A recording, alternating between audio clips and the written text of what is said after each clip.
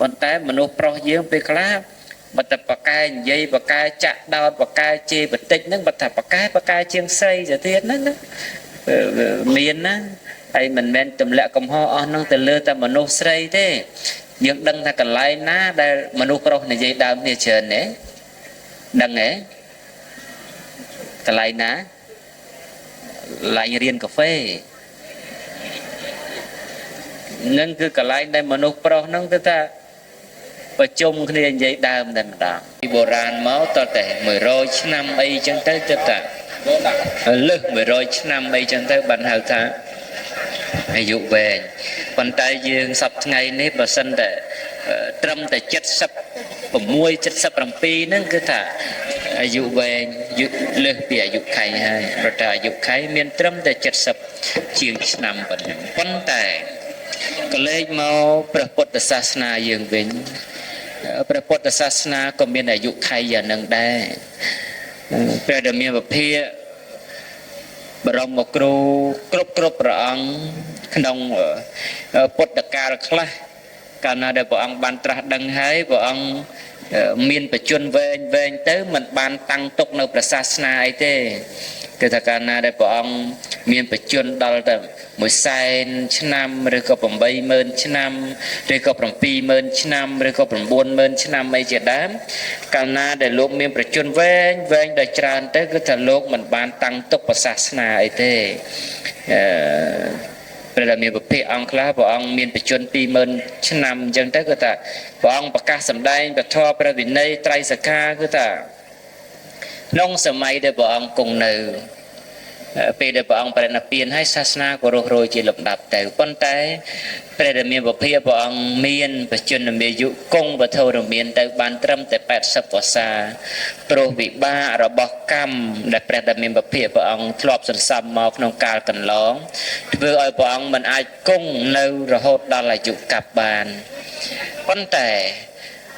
អំណាចនៃពុទ្ធៈប្រែតែការត្រាស់ដឹងរបស់ព្រះអង្គអាចតាំងទុកនៅអាណត្តិសាសនានេះបានរហូតដល់5000 ព្រះវស្សាប៉ុន្តែឥឡូវនេះសាសនាកន្លងទៅអស់2510 ឆ្នាំផ្លាយជាងហើយអញ្ចឹងអាយុកាលនៃពុទ្ធសាសនានៅ2000 ឆ្នាំជាងប៉ុណ្ណឹងគឺឈ្មោះថាជាការគៀករំកិលទៅដល់អន្តរកັບដែលមនុស្ស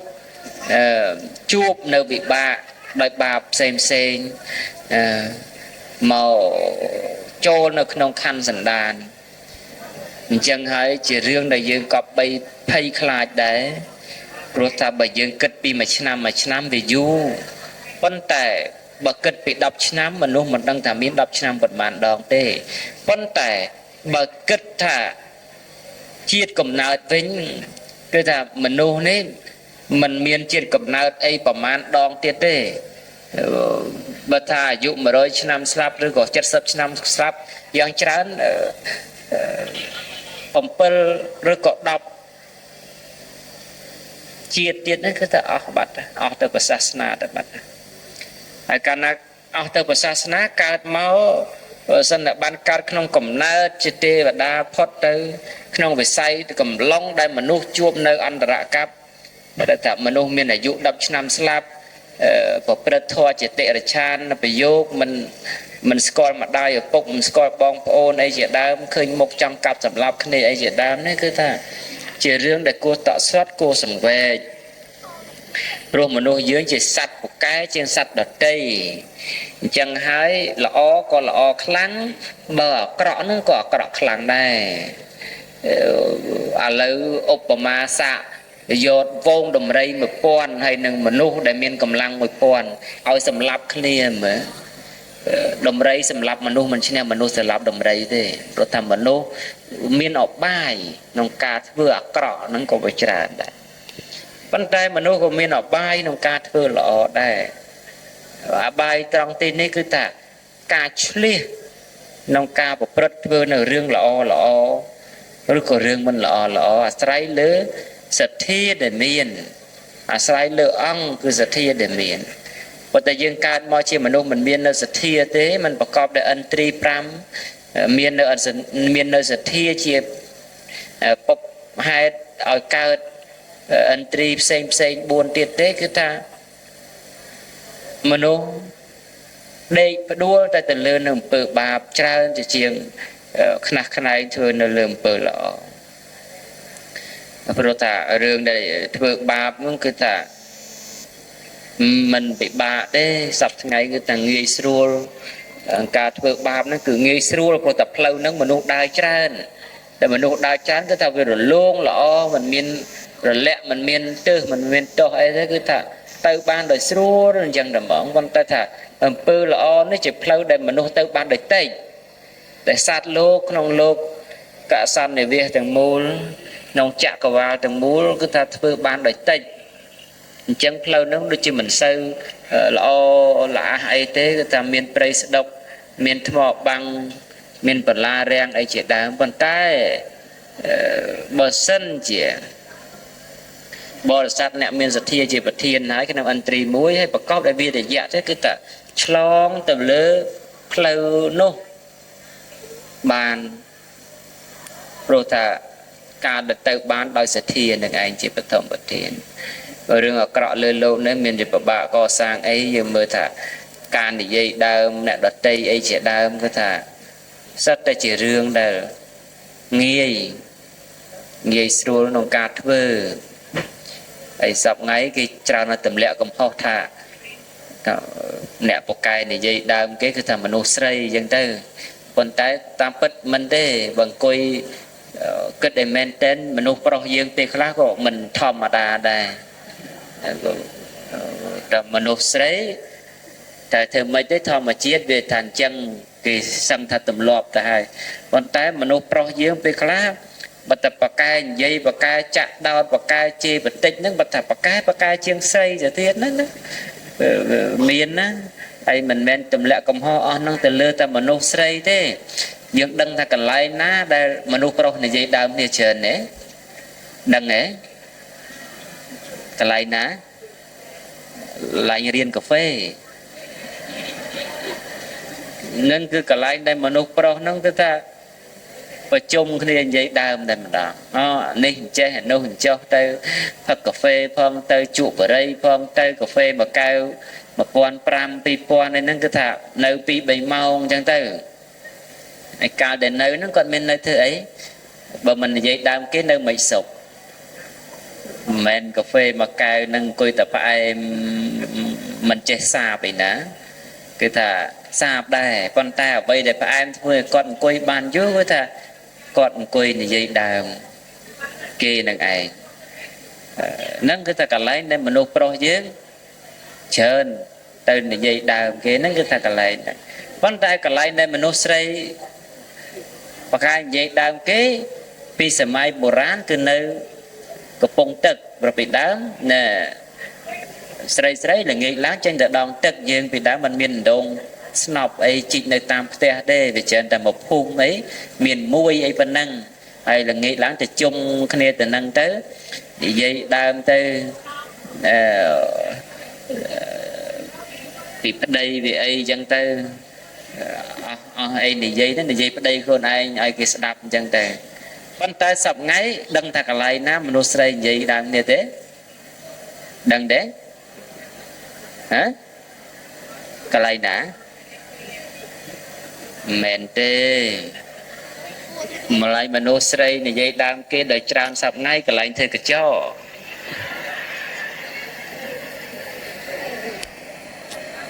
ហ្នឹងគឺថាជាកន្លែងផ្ទុកព័ត៌មានច្រើនរបស់មនុស្សស្រីហ្នឹងឯងហ្នឹងគឺថាអំពើហ្នឹងយើងរាប់ទៅថាវាមិនជាល្អអីទេព្រោះភសរោវាចាធម្មតាតែនិយាយហើយវាមានបន្ទុកបន្អាប់ខ្លះវាមានកុហកខ្លះលើសខ្លះលួសខ្លះ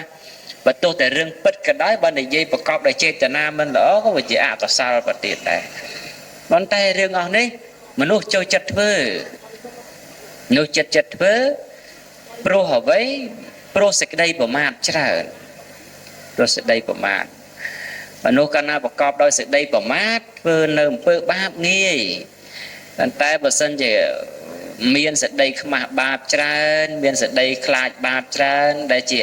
ទេវធម៌គឺថាហេរិនិងឧត្តបៈឲ្យមាននៅក្នុងខ្លួននោះគឺថាមនុស្សមិនសូវជាថាហ៊ានធ្វើនៅបជាប៉ុន្តែមនុស្សខ្វះនៅសតិសម្រាប់ទូមានសម្រាប់កោតខ្លាចខ្លួនឯងនឹងហើយទៅថានាំគ្នាប្រព្រឹត្តនៅអំពើបាបហើយសបាយក្នុងបាបនឹងទៅព្រោះសេចក្តីប្រមាទដូចជាយុវជនយុវសិស្សអីជាដើមអញ្ចឹងទៅនឹកឃើញថាអញមិនសូវរៀនមិនសូវខំរៀនអីចឹងទៅប្រឡងទៅដល់ថ្ងៃជាប់គឺជាប់ហើយមិនមែនអញ្ចឹងទេ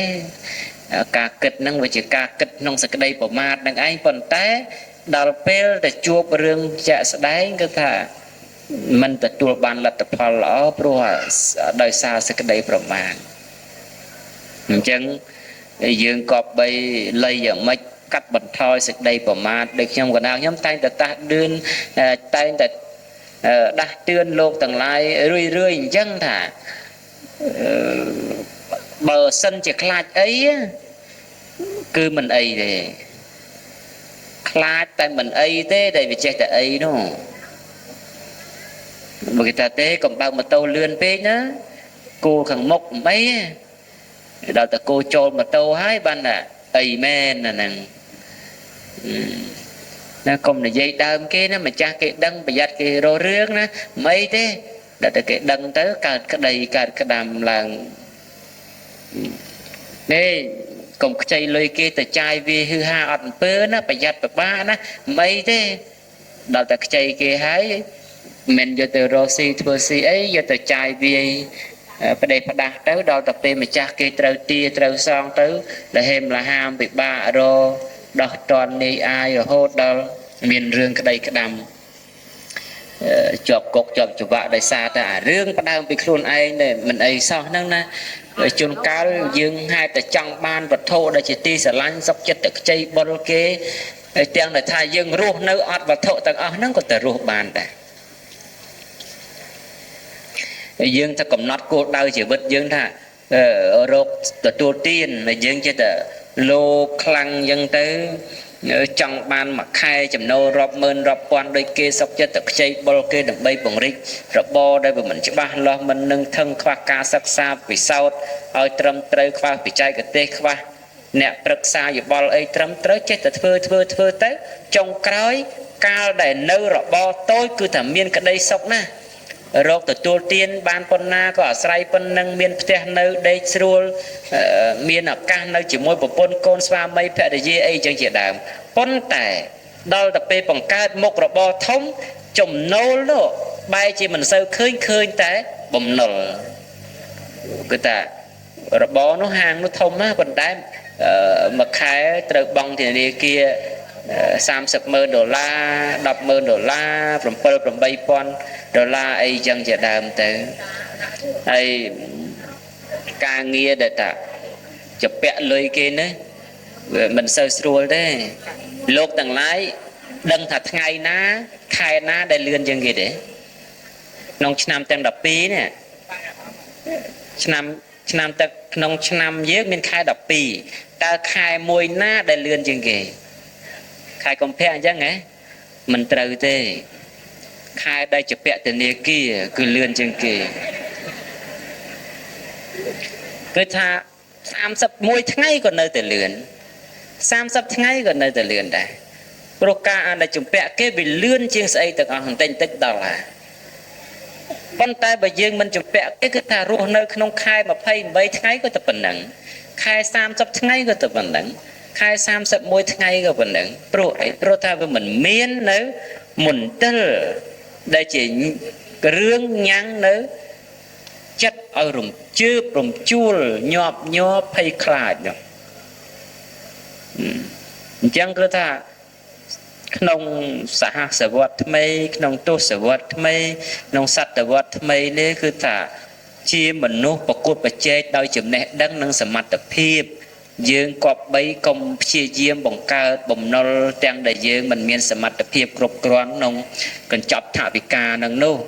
ដោយតែចំណេះដឹងយើងទទួលអាចទទួលបាននៅថវិកាត្រឹមតែថាមួយខែ1លាន2លានអីហ្នឹងគឺយើងព្រមទៅយើងកុំចង់បង្កើតយកបំណុលមកដើម្បីជំរុញខ្លួនឯងថាដើម្បីយកចំណូលឲ្យបានច្រើនតែតែយើងខ្វះសមត្ថភាពក្នុងការគ្រប់គ្រងកញ្ចប់ហិរញ្ញវត្ថុហ្នឹងវាធ្វើឲ្យខ្លួនយើងធ្លាក់ជ្រោះទៅវិញទេវាមិនខុសពីមនុស្សទម្ងន់40គីឡូហើយទៅព្យាយាមលើករបស់ដែលមានទម្ងន់50គីឡូនោះទេវាមិនខុសគ្នាទេអញ្ចឹងសមត្ថភាពជាចម្បង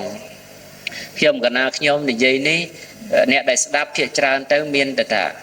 លោកយាយលោកតាអីចឹងទៅក្នុងឱកាសពេលនេះប៉ុន្តែសារនេះចង់ដាស់តឿនទៅដល់យុវជនចំនួនក្រោយថាកុំធ្វេសប្រហែសកុំបីបង្កើនសមត្ថភាពខ្លួនឯងដែលខ្ញុំកណាខ្ញុំដាស់តឿនថាអ្វីមិនមែនចេះតែបានទៅដោយសារតែយើងដេករំពឹងថ្ងៃរះថ្ងៃលិចនោះទេគឺថាត្រូវបង្កើតសមត្ថភាពដូចតែសពថ្ងៃអញ្ចឹងសពថ្ងៃគឺថាអ្នកណាមានសមត្ថភាពទៅមានឱកាសក្នុងការប្រកួតប្រជែងចូលបម្រើការងារក្នុងក្របខ័ណ្ឌផ្សេងប៉ុន្តែបើសមត្ថភាពមិនមានទេគឺយើងមិនអាចរំពឹងអីបានទៀតទេតទៅនេះគឺថាប្រទេសជាតិត្រូវការអ្នកចេះដឹងដើម្បីមកបម្រើការងារដើម្បីមកជួយអភិវឌ្ឍប្រទេសជាតិឬក៏ស្ដារនៅប្រទេសជាតិឡើងវិញអញ្ចឹងយើងជាក្មេងៗខាងក្រោយគប្បីប្រឹងសិក្សាឲ្យមែនទែនហើយចំណេះដឹងនឹងមិនមែនគ្រាន់តែថានៅឈើឲ្យបានទេសូម្បីតែអ្នកដែលមានការងារនឹងធ្វើឲ្យក៏ដោយព្រោះសម័យនេះគឺសម័យប្រកួតប្រជែងនៅចំណេះដឹងកាលណាយើងបានតំណែងទូនាទីអីឲ្យបើមិនខំបង្កើននៅសមត្ថភាពចំណេះដឹងក៏ដូចជាសមត្ថភាពការងារអីគឺថាសូមតំណែងរបស់យើងហ្នឹងក៏យើងរក្សាមិនជាប់ផង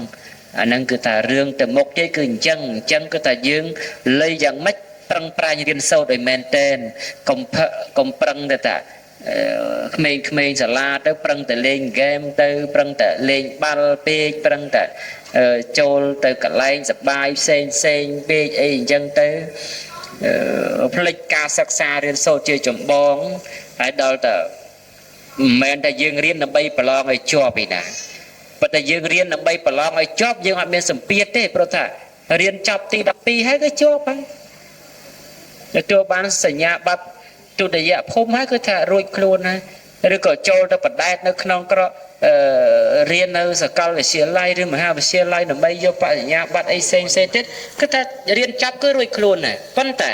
យើងមិនមែនរៀនដើម្បីឲ្យបានរៀនចប់ប្រឡងជាប់តែយើងរៀនដើម្បីបាននៅចំណេះដឹងទៅប្រកបរបរចិញ្ចឹមជីវិតទទួលទាននៅក្នុងថ្ងៃខាងមុខអញ្ចឹងគឺថាពេលដែលរៀនត្រូវបង្កើតនៅសមត្ថភាពខ្លួនឯងហើយរៀនតាមសក្តីដែលខ្លួនឯងមានខ្លួនឯងបកកែកសិកម្មទៅរៀនខាងកសិកម្មទៅបើខ្លួនឯងបកកែIT ក៏ទៅរៀន IT ឬក៏ ITE អីចឹងទៅឬក៏មុខវិជ្ជាថ្មី AI អីផ្សេងជាដើមទៅវាត្រូវតាមជំនាញរបស់យើងអីជាដើមប៉ុន្តែបើតែយើង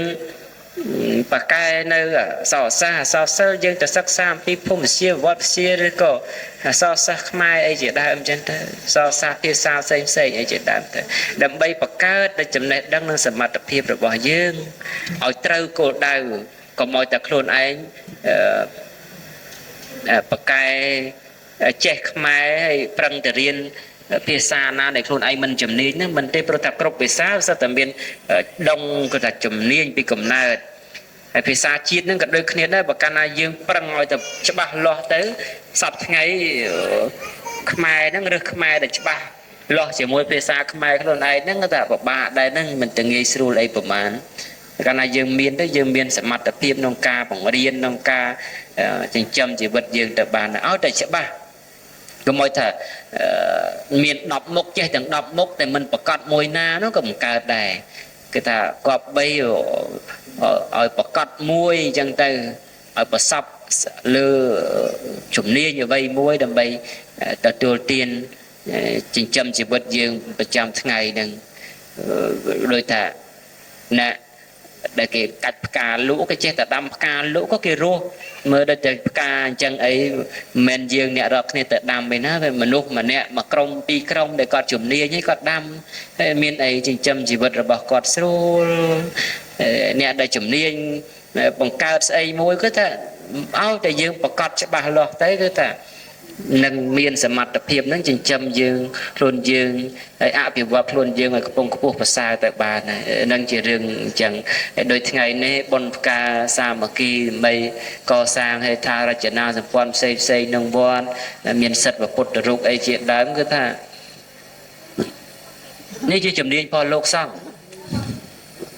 ឯងរបស់លោកសង្ឃគឺមានតែកសាងវត្តឯស្នាអីជាដើមផ្សេងផ្សេងហ្នឹងតែលោកខំប្រឹងធ្វើទៅបន្តិចសមិទ្ធផលដែលកើតពីជំនាញរបស់លោកកើតបានជាសាលាឆាន់ដែលយើងអង្គុយធំទលំទលាមានផ្លូវមានទឹកមានប្រព័ន្ធផ្សេងនៅវត្តអារាមគួរជាទីពេញពើរមើលចឹងទៅចាំមិនថាមនុស្សក៏បីលៃយ៉ាងម៉េចធ្វើអ្វីឲ្យត្រូវនឹងជំនាញរបស់ខ្លួនធ្វើអ្វីដែលជាខ្លួនឯងគិតថាត្រឹមត្រូវហើយមិនប៉ះពាល់ដល់អ្នកដទៃមិនប៉ះពាល់ដល់គ្រួសារមិនប៉ះពាល់ដល់ខ្លួនឯងគឺថាយើងប្រឹងប្រែងធ្វើទៅប្រឹងប្រែងសិក្សារៀនសូត្រទៅប៉ុន្តែកុំមានសេចក្តីប្រមាទក្នុងទង្វើដែលខ្លួនកំពុងធ្វើព្រោះថាបើដរាបណាសេចក្តីប្រមាទមិនមាននៅក្នុងខណ្ឌរបស់បុគ្គលឬក្នុងសន្តានចិត្តរបស់បុគ្គលដែលកំពុងប្រកបកិច្ចការងារទេគឺថាដូចជាបុគ្គលសន្សំនៅពូជមាសអញ្ចឹងប៉ុន្តែបើសិនជាបុគ្គលដែលមានសេចក្តីប្រមាទនៅក្នុងខ្លួនទោះតែប្រកបកិច្ចការងារយ៉ាងណាក៏ដូចតែបុគ្គលនោះសន្សំនៅរបស់ស្ពាន់អញ្ចឹងដែរវាមិនមែនអត់ប្រយោជន៍ទេវាមានប្រយោជន៍ប៉ុន្តែប្រយោជន៍នោះវាមិនថ្លៃថ្លាវាមិនអស្ចារ្យដូចជាពូជមាសទេព្រោះតែយើងសន្សំពូជស្ពាន់អីចឹងទៅអញ្ចឹងសូមឲ្យលោកទាំងឡាយក៏បីក៏មានសេចក្តីប្រមាទកុំបីមាននៅសេចក្តីធ្វេសប្រហែសក្នុងកិច្ចការងារផ្សេងគឺថាក៏បីយ៉ាងម៉េចរស់នៅដោយសេចក្តីមិនប្រមាទរស់នៅដោយសេចក្តីមិនធ្វេសប្រហែសហើយព្យាយាមបង្កើនសមត្ថភាពខ្លួនយើងក្នុងចំណេះជំនាញក្នុងការសិក្សាផ្សេងហើយកុំប្រឹងប្រែងនៅរឿងណាដែលយើងដឹងថាអត់ប្រយោជន៍ហើយយើងនៅតែធ្វើនឹងមិនមែនជាមនុស្សល្អទេយើងខ្លួនឯងនោះដោយតែយើងទៅអង្គុយចំណាយពេលនិយាយដើមគេទៅចង់ដឹងចង់ឮពីរឿងអ្នកដទៃច្រើនរឿងពេកច្រើនយ៉ាងពេកខុសទំនងពេកយើងដឹងថារឿងអស់នោះវាមិនមានប្រយោជន៍ហើយតែពេលខ្លះយើងនៅតែធ្វើហើយការដែលយើងដឹងថារឿងនឹងអត់ប្រយោជន៍ហើយយើងនៅតែធ្វើនេះមិនមែនជាការចម្រើនទេវាជាការវិនិច្ឆ័យទៅតាំងពីពេលបច្ចុប្បន្ននឹងទៅបាត់ហើយហ្នឹងគឺអញ្ចឹងហើយលើលោកនេះវាគ្មាននរណាមកជាទីអាងសម្រាប់យើងជាជាងយើងជាទីអាងនៃខ្លួនយើងទេលើលោកនេះវាគ្មានអ្នកណាមកបាំងខ្នងរងមុខយើងជាជាងអំពើសុចរិតរបស់យើងទេប្រកាសណាយើងប្រព្រឹត្តអំពើទុច្ចរិតហើយទោះតែយកប្រអិនប្រព្រំមកបាំងខ្លះតែទៀតក៏មិនមាននៅសេចក្តីសុខជានិរន្តរ៍ទៅដែរប៉ុន្តែបើតែយើងបាននៅសេចក្តីសុចរិតរបស់យើងប្រកបដោយភាពត្រឹមត្រូវក្នុងកិច្ចការដែលយើងធ្វើហើយគឺថាគង់តែរឿងល្អហ្នឹងមកសិក្សាឧបត្ថម្ភការពារយើងកុំឲ្យទទួលនៅភាពក្តៅក្រហាយបើទោះតែជួបក៏ជួបឆាប់កន្លងបាត់ទៅដែរហ្នឹងគឺអញ្ចឹងណាគិតថាប្រគិនប៉ុណ្្នឹងទៅចោលព្រោះថាកាលវេលាមិនវែងពេកទេដោយសារតែម៉ោង10ជាងទៅហើយបើនៅយូរតិចទៀតគៀកម៉ោងប្រសង់ក៏ដូចជាអ្វីដែលគិតហ្នឹងគឺថាថ្ងៃនេះវាក្តៅលើភ្នំមិនសូវមានមលុបជ្រកផងកុំឲ្យពុទ្ធបរិស័ទ